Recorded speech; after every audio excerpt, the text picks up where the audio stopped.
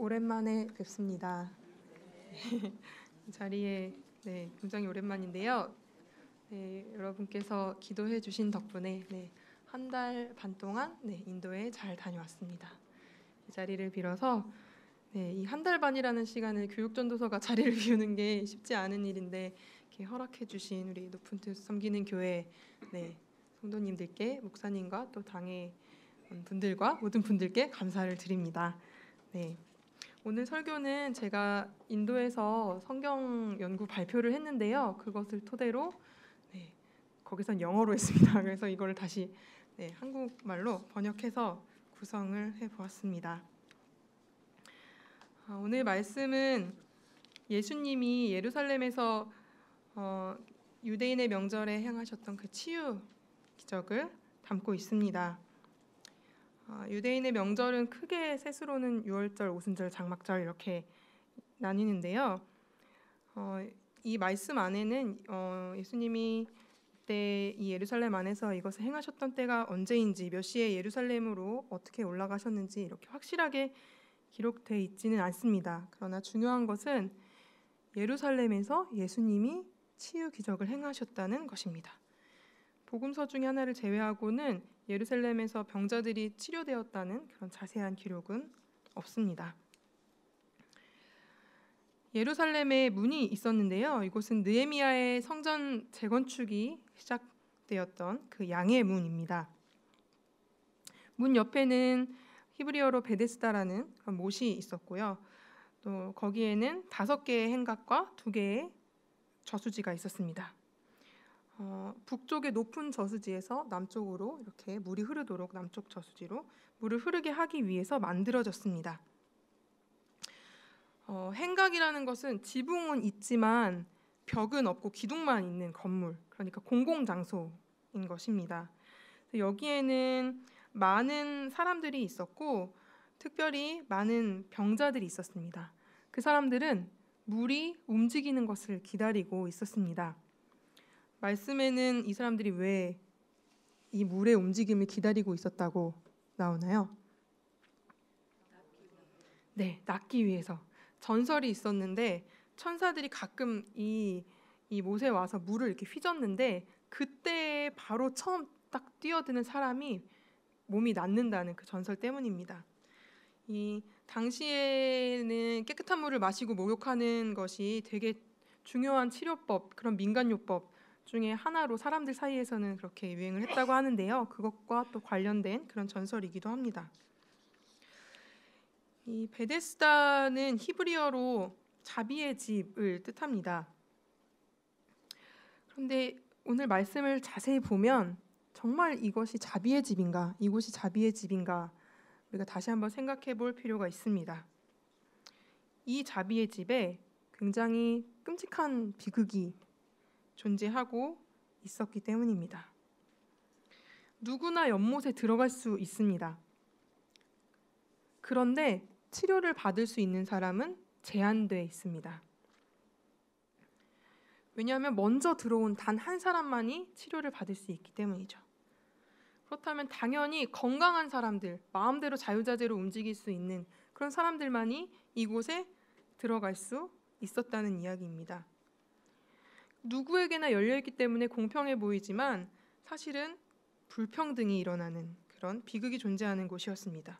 그리고 이런 불평등이 천사라는 아주 선해 보이는 이름으로 행해지고 있었습니다.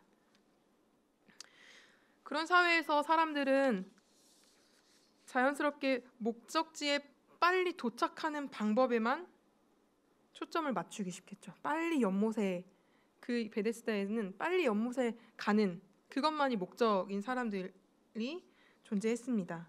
그러다 보니 내 옆에 누가 아파하는지, 또 누가 같이 가고 있는지, 이 베데스다 못에 누가 찾아왔는지 이웃에게는 전혀 무관심했습니다. 그리고 그 대상 중 하나가 바로 이 38년 된 병자였습니다. 그는 연못을 향해서 달리는 사람들 사이에서 완전히 소외되었습니다. 전 여기에서 세속화된 한국 사회의 모습을 보았습니다. 한국은 굉장히 빠른 발전을 이룬 나라인데요. 여기 계시는 장로님, 권사님, 우리 성도님들께서 직접 경험하셨을 것입니다. 한국 전쟁 이후에 한국의 절대 빈곤율이 66.5%였다고 합니다. 당연하죠. 전쟁 이후니까 굉장히 높은 지수인데요. 절대적 빈곤이라는 거는 인간의 생존에 필요한 그냥 필수품, 생활품 그것조차도 살 수 없는 그런 경제 상태에 있는 것을 말합니다. 기본적인 생활을 유지할 수 없는 그런 상태의 빈곤인 것이죠. 그래서 그런 필수품을 구입하는 데 필요한 소득 수준을 절대적인 빈곤선이라고 하는데 거기에 미치지 못하는 거기에 미치지 못하면 절대적 빈곤 상태라고 부릅니다. 그래서 한국은 그 이후에 전쟁으로 파괴된 시설을 복구하고 또 그 사업들을 그리고 경제를 정상화시키는데 주력해 왔습니다. 그래서 1960년대부터 80년대까지 산업화가 진전되면서 아주 급속한 경제 성장을 이루었습니다. 경제 발전은 97년 IMF 위기 때까지 계속되어서 이때 절대 빈곤율이 3%대로 낮아졌습니다. 66.5%에서 3%대로 줄어들었다는 건 정말 엄청나게 경제가 성장했다는 것인데요. 그런데 그 반면에 다른 율이 상승했습니다. 그게 뭐냐면 상대적 빈곤인데요. 상대적 빈곤이라는 것은 단순히 생존의 문제뿐만 아니라 그 사회의 기준에 의해서 판단되는 구성원 그 대다수가 누리는 최소한의 수용 가능한 생활 수준을 영위하지 못하는 상태를 말합니다. 그러니까 전체 국민의 복지나 소득 수준과 관련해서 상대적으로 저소득인 상태를 판단하는 것인데요. 그런 상태를 판단하는 것인데 한국의 상대적 빈곤율은 90년대 초반에는 약 8% 정도로 그런데 2012년대는 15%로 2017년도에는 18%로 증가했습니다. 아무래도 이 이유에는 굉장히 다양한 이유들이 있는데 이 신자유주의의 바탕을 둔 경제 체제였기 때문에 부가 부를 만들어내고 이런 경제 구조가 사회 구조가 자리 잡았기 때문이 아닐까 생각합니다. 숫자가 나오니까 이제 점점 눈을 감으시는 분들이 계시는데요. 네, 물론 신자유주의 경제 체제를 유지하면서 상대적 빈곤율이 완화된 나라들도 꽤 있습니다. 그런데 한국은 다른 OECD 그런 국가들에 비해서 복지율이 아직은 복지가 낮아서 그리고 고령화되어 가고 있는 사회였어서 이렇게 상대적 빈곤이 심해졌다고 보고 있습니다. 이렇게 되면서 한국 사회는 굉장히 잘 사는 것에 관심이 많아졌습니다. 그리고 부자가 되는 것에 많은 사람들이 관심이 많아졌습니다. 그러면서 이 부자가 되고자 하는 열망, 물질주의, 더 많이 갖고 싶어하는 그런 열망, 이것이 한국 사람들의 생활의 모든 부분에 영향을 미쳤는데요. 두 가지 분야를 예로 들면 교육 분야에서는 학생들이 학교에 들어갈 때 내가 하고 싶은 공부, 내 자신을 위해서 공부하기보다는 사실은 어디에 맞춰져 있죠? 어디에 들어가기 위한 입시, 대학교에 가기 위한 맞춰져 있고 왜 좋은 대학에 들어가려 하냐? 취직, 그렇죠. 높은 수입을 얻는 직장에 들어가려면 좋은 대학에 들어가야 한다는 그런 인식이 있었기 때문에 그것이 진실이든 가짜이든 근데 사실상 구조를 보면은 높은 대학에 나와서 대기업에 들어가고 좋은 연봉을 받고 이런 구조가 이미 있었죠. 그래서 그렇게 되었고 그래서 학생들은 어린 나이에부터 경쟁하는 그런 시스템에 익숙해져 있었습니다. 물론 지금은 대안교육도 발달하고 학생들의 개성을 중요시해서 다양한 교육들을 하고는 있는데요. 여전히 대학 입시는 학생들에게 굉장히 중요한 제도입니다. 또 하나의 다른 분야를 말하면 간략하게 말하면요. 부동산, 토지 이런 분야에 대해서 투기가 굉장히 많아졌습니다. 왜냐하면 여기서 벌어들인 수입이 평생 동안 노동해서 버는 수입보다 더 많기 때문이죠. 그래서 사람들이 돈을 버는 목적이 건물 하나 사서 나중에 이렇게 편하게 이렇게 살려는 그런 목적이 될 정도로, 그것이 나쁘다는 것은 아니지만 모든 사람이 뭔가 그렇게 돈을 많이 갖고 건물을 사고 부동산을 살려는 생각을 갖고 있다고 한다면 우리가 그걸 다시 한번 돌려서 생각해 볼 필요가 있는 문제입니다. 이렇게 경쟁 사회, 또 물질주의 사회에서는 타인에 대한 관용을 찾기가 굉장히 어렵습니다. 사람들은 자신이 가지고 누리고 있는 것을 잃어버릴까 봐 두려워하고, 그렇기 때문에 나눔과 연대의 이유를 잘 찾지 못합니다. 하나를 예를 들면 우리 사회가 점차 다문화 사회가 되어가고 있잖아요. 그래서 이제는 서울에도, 또 서울 경기도권이나 이런 데 보면은 많은 이주 노동자들 굉장히 많이 볼 수 있고요. 지방에도 마찬가지고요. 또 최근에는 난민들도 들어왔죠. 그들은 우리 사회에서 좋은 재원이 되어서 함께 좀 더 풍요로운 국가를 만들어갈 수 있는 그런 우리의 이웃입니다. 그런데 한국 사회는 잘 받아들이지 못하고 있죠. 대부분의 사람들은 우리는 그들을 위해 쓸 세금이 있지 않다. 우리가 낸 세금으로 그런 다른 나라에서 온 사람들을 위해 쓰지 않겠다. 이렇게 말하는 사람들이 많고요. 심지어는 어떤 또 이슬람 국가에서 온 사람들이나 그런 사람들에게 테러리스트라는 그런 이름을 입히면서 그들을 계속해서 하나의 우리의 주적인 세력으로 만듭니다. 그래서 가짜 뉴스를 만들어서 사람들에게 공포감을 심어줍니다. 그러나 그들은 우리와 같이 살아가는 이웃일 뿐입니다. 이주민을 대하는 것, 난민들을 대하는 것, 여기에는 굉장히 복잡한 절차와 제도들이 있습니다. 당연히. 그러나 우리는 우리의 것을 빼앗기지 않기 위해 무조건 반대만을 외치면서 내 것을 지키기 위한 것을 하나님을 위한 것으로 포장하고 있는 우리의 모습을 볼 때가 있습니다. 교회는 환대와 연대로 가득 차 있는 공동체여야 합니다. 이런 한국 사회에 발맞추어서 한국 교회는 어떤 모습을 보여주고 있었나요? 한국 교회는 이런 물질주의 사회를 그대로 답습하여서 돈의 최고 가치가 교회에 또 그대로 반영되었고, 돈이나 좋은 직업이 하나님의 축복이 되었습니다. 그래서 사람들은 돈을 많이 벌어서 성공하면 하나님의 축복을 받는다고 생각하고 그것을 자랑스럽게 또 간증하기도 하고요. 가난한 사람들이나 약자들은 우리의 신앙을 위해 존재하는 하나의 선교의 대상이 되었고, 교회는 돈으로만 돕는 것, 이런 것들에 만족하고 더 나아가려 하지 않는 모습을 보였습니다. 사회 구조는 여전히 가난하고 약자들을 억압하고 있었고, 그럼에도 불구하고 교회는 아무 말도 하지 않고 개인적인 안녕과 부를 축적하는 일에 관심을 가졌습니다. 이런 분위기 속에서 점점 교회는 커져갔고, 작은 교회는 큰 교회가 되고 싶어하고, 작은 교회의 목회자는 큰 교회의 목회자가 되고 싶어하고, 이런 일들이 실제로 일어났습니다. 이것이 바로 1990년대 우리가 급속한 경제 발전을 이룰 때 90년대부터 현재까지의 계속해서 진행되고 있는 이야기입니다. 나는 아닐 거야 라고 생각하지만 우리도 분명히 거기 안에서 영향을 받고 있습니다.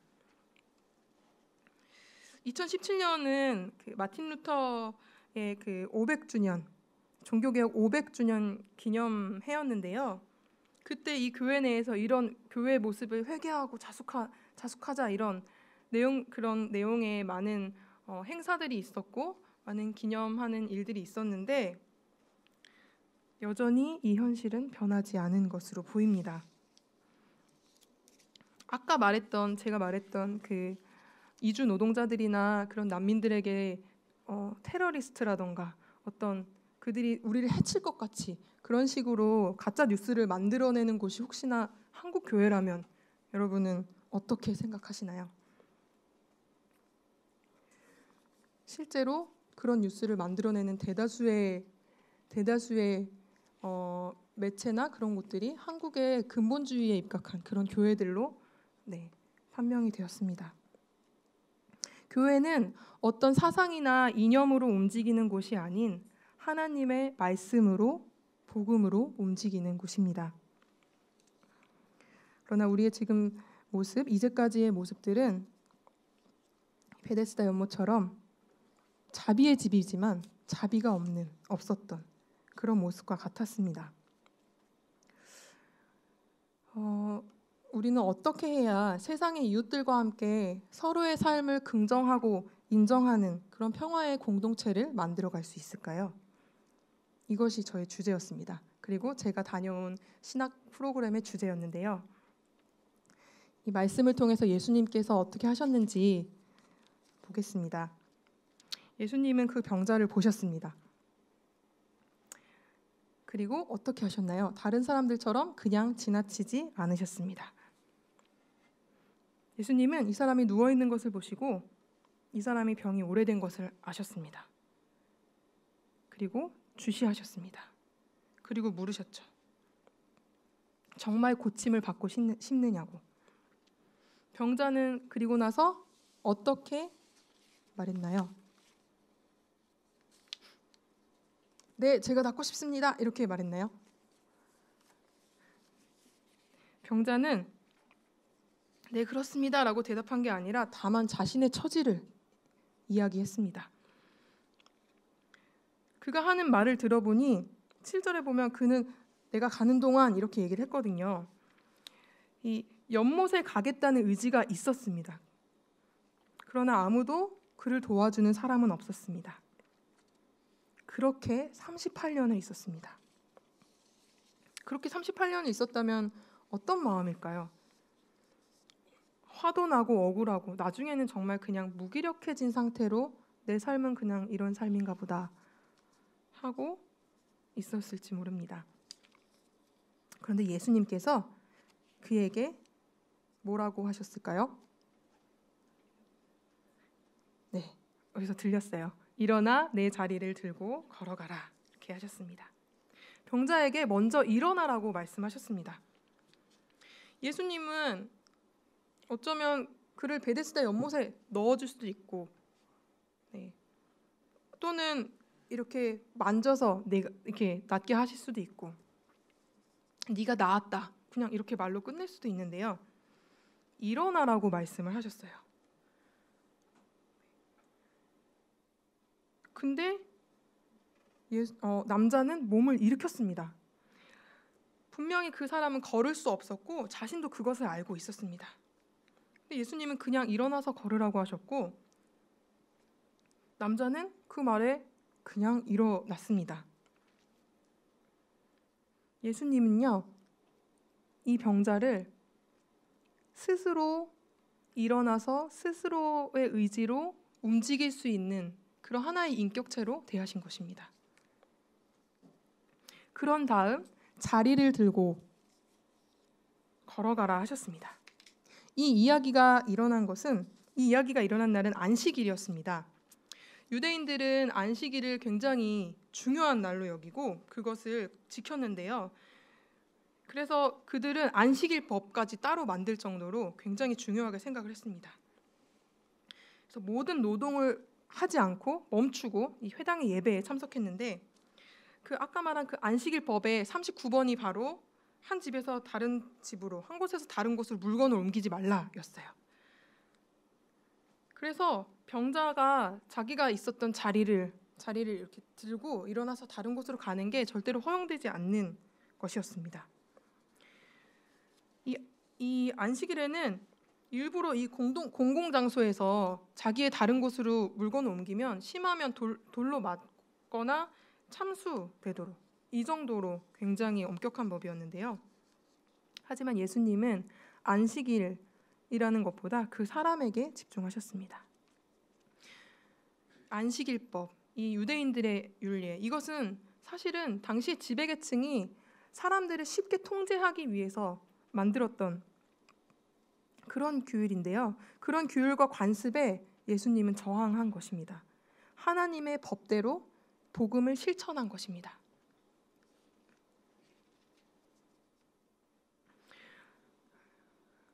우리는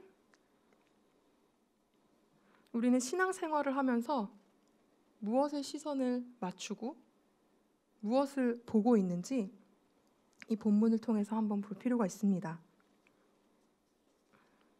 예수님은 늘 제자들과 함께 다니고 예수님을 따르는 사람들이 항상 있었지만 예수님의 시선이 갔던 곳은 나만을 따르고 나와만 함께하는 사람이 아니라 그 바깥의 사람들, 예수님을 만나고 싶어도 만날 수 없는 사람들, 보고 싶어도 볼 수 없는 사람들, 그 가장자리를 보셨습니다. 우리 또한 그러해야 합니다. 우리는 어쩌면 끔찍하다고까지 말할 수 있는 이 물질주의 사회, 이 맘모니즘이 지배하는 이 사회에 가장자리를 보는 시선을 가져야 합니다. 평생 동안 베데스다 못에 들어갈 수 없는 사람들, 우리의 사회에서 그런 사람들이 누구인가 볼 수 있어야 합니다. 그 가장자리에서 우리의 이웃이 고통당하고 있다면, 그런데 그 이웃이 우리와 같은 사람들이라면, 우리와 같이 의지를 갖고 움직이고 우리와 같이 행동하고 일어설 수 있는 사람들이라면 우리는 어떻게 해야 할까요? 사르트르는 타인은 나에게 지옥이다 라고 말했습니다. 인간에 대해 말한 것인데요. 인간은 자신을 보호하기 위해서 다른 이웃을 객관화시키고 또 타락시키고 경쟁한다, 이런 뜻을 갖고 있습니다. 그런데 우리가 다른 이웃을 지옥이라고 생각한다면 이 세상은 어떻게 될까요? 우리가 살아가는 이 세상은 더 이상 안전한 곳이 아니고 예수님의 평화가 있는 곳도 아니고 지속 가능한 곳도 아닙니다.